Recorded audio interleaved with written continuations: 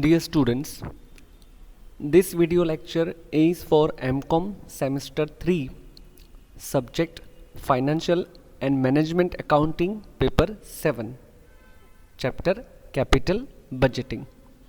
In this video lecture, we will solve one example to understand the calculation of payback period. Number 2, accounting rate of return. Number 3, net present value. And number 4, profitability index. Here is the question. C Limited is considering investing in a project. The expected investment in the project will be rupees 2 lakh with project life of 5 years and no salvage value. The expected net cash inflows after depreciation but before tax during the life of project will be: in first year rupees 85,000, in the end of second year rupees 1 lakh, in the end of third year rupees 80,000, in the end of fourth year rupees 80,000, and last fifth year rupees 40,000. The project will be depreciated at the rate of 20% on original cost. The company is subjected to 30% tax rate. From this information, we are to calculate payback period, average rate of return, net present value, and profitability index if cost of capital is 10%. First, let us understand the question. Here, rupees 2 lakh is nothing but investment for the project. So, it will be treated as cash outflow or initial investment in the project, rupees 2 lakh. Second, the life of project is 5 years and net cash inflows after depreciation but before tax is available year wise. This is nothing but our profit before tax. Rate of depreciation for the project is 20% on original cost. It means 20% straight line method on original cost, that is rupees 2 lakh.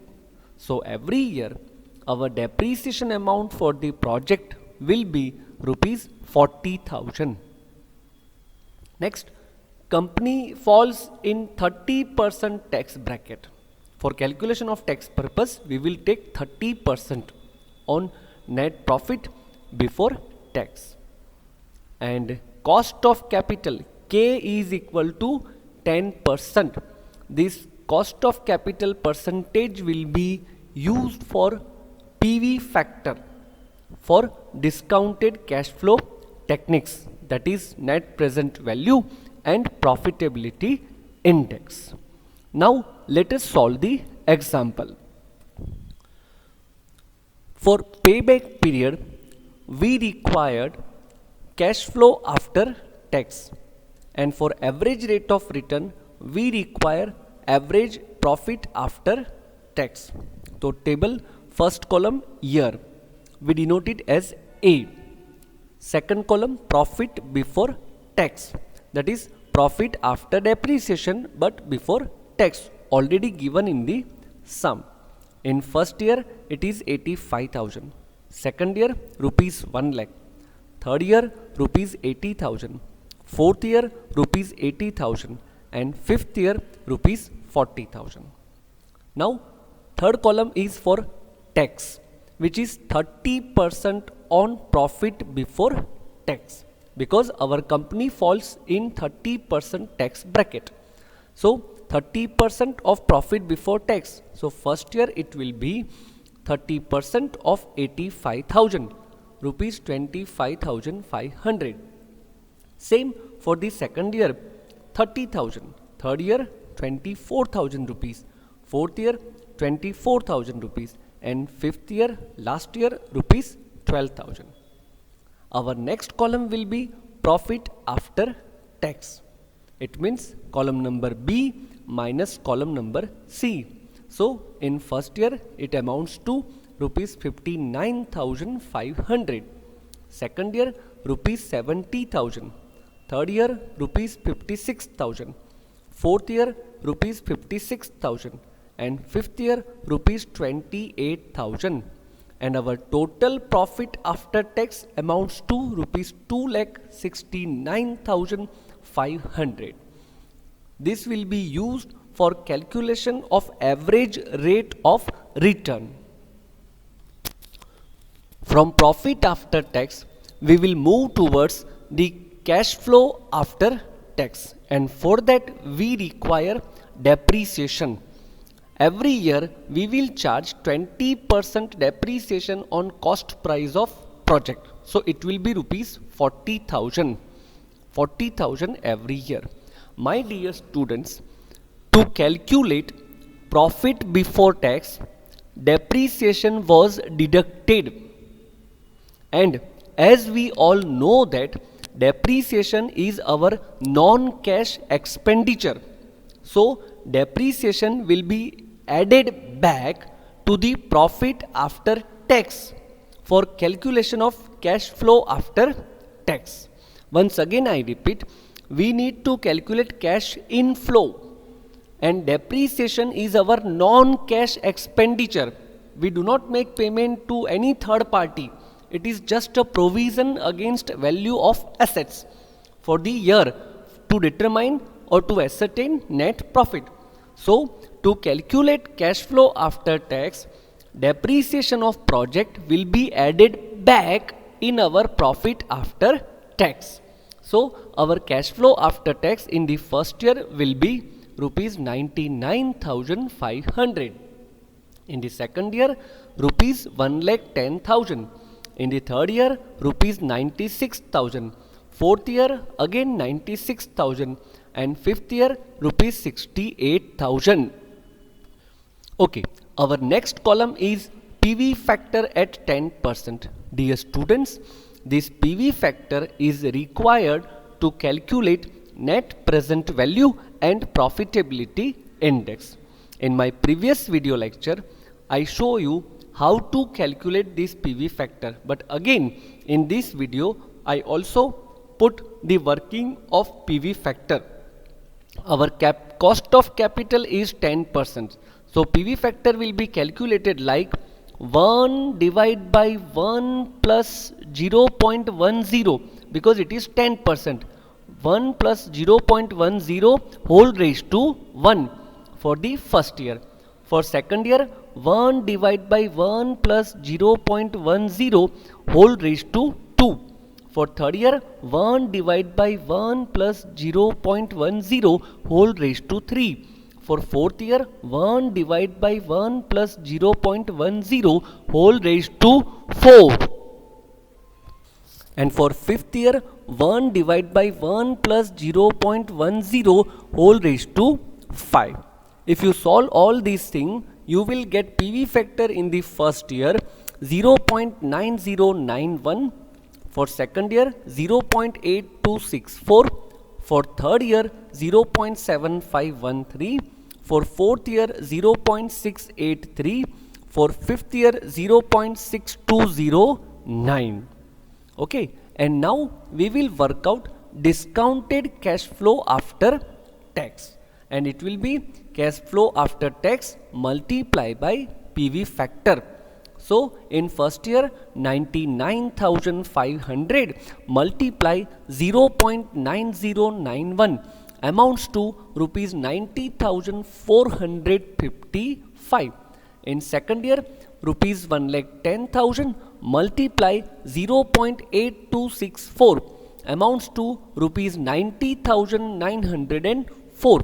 Like this, in third year it will be 72,125. In fourth year 65,568, and last year 42,221. And finally, we will sum up all these discounted cash flow after tax, and that amounts to rupees 3,61,198.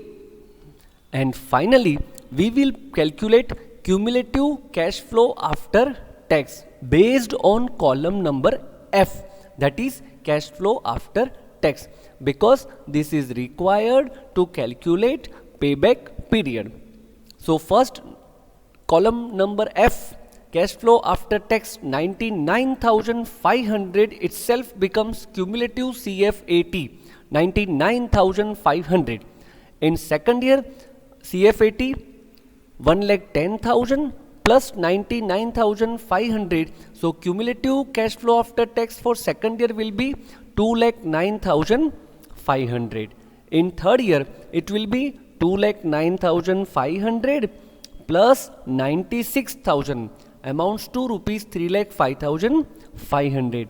In fourth year, 3,05,500 plus 96,000 is equal to rupees 4,01,500. And in last year, 4,01,500 plus 68,000. So it will be 4,69,500. That's all.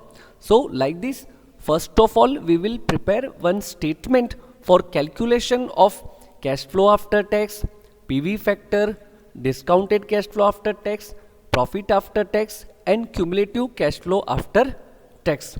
It will ease our working of all the necessary requirements. Now we will calculate payback period of the project. So we will take necessary columns of the previously prepared table, column A, B, C, D, E, F, and last column cumulative cash flow after tax that already we have calculated.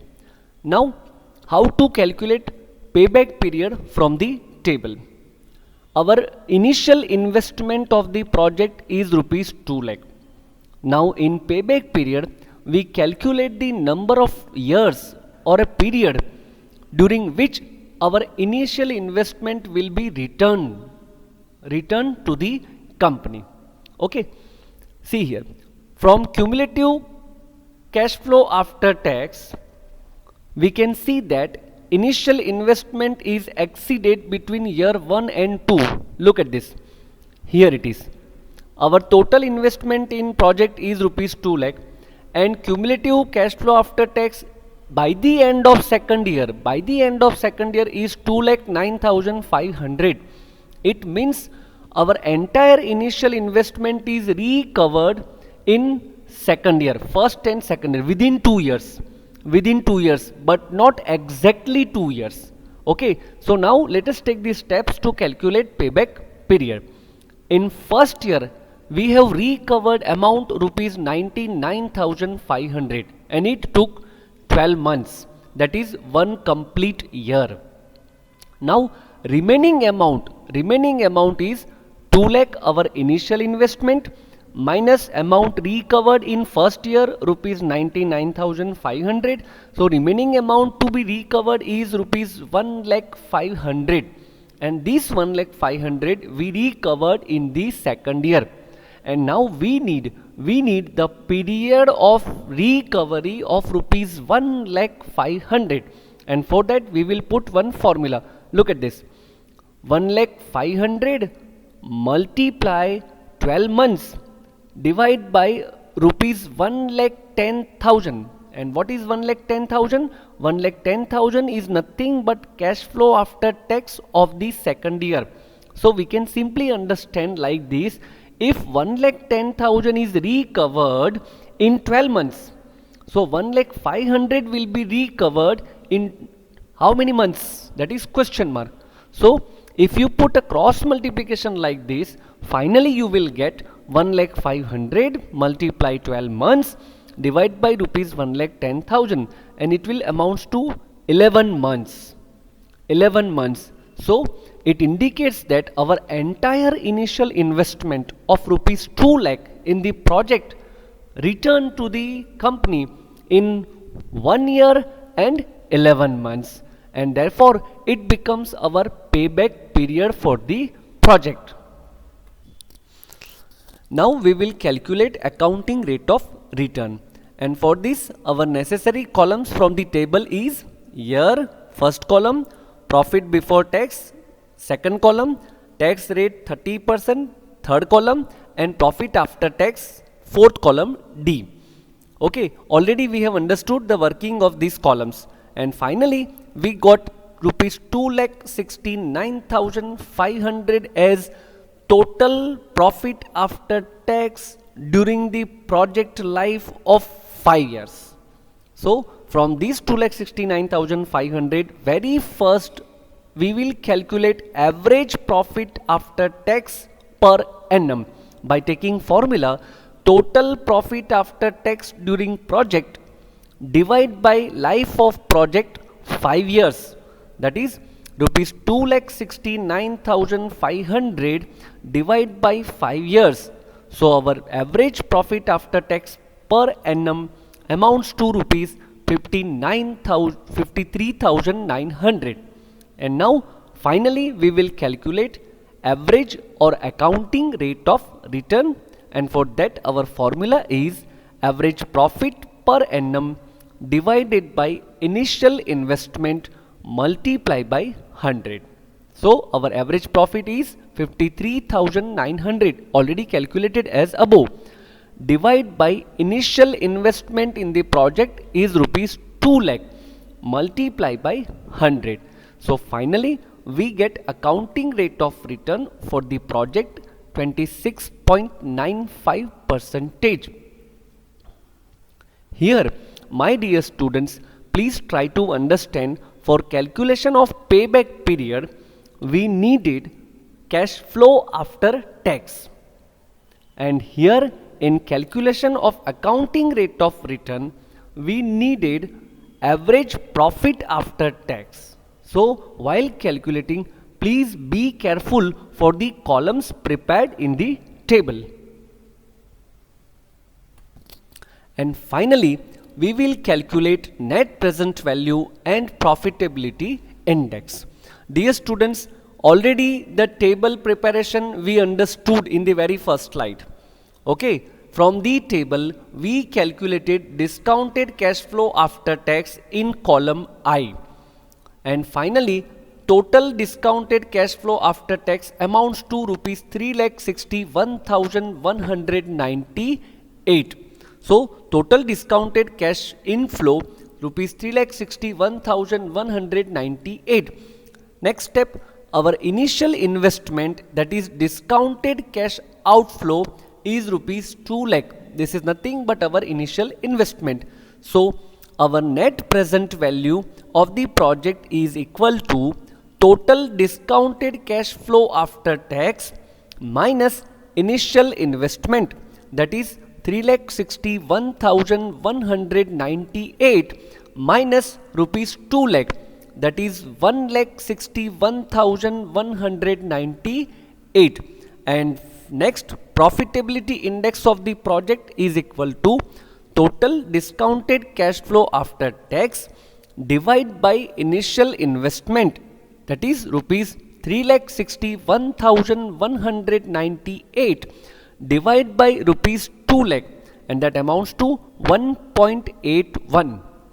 So here we end the calculation of net present value and profitability index. Dear students, you please keep in mind, for calculation of payback period our requirement is cash flow after tax.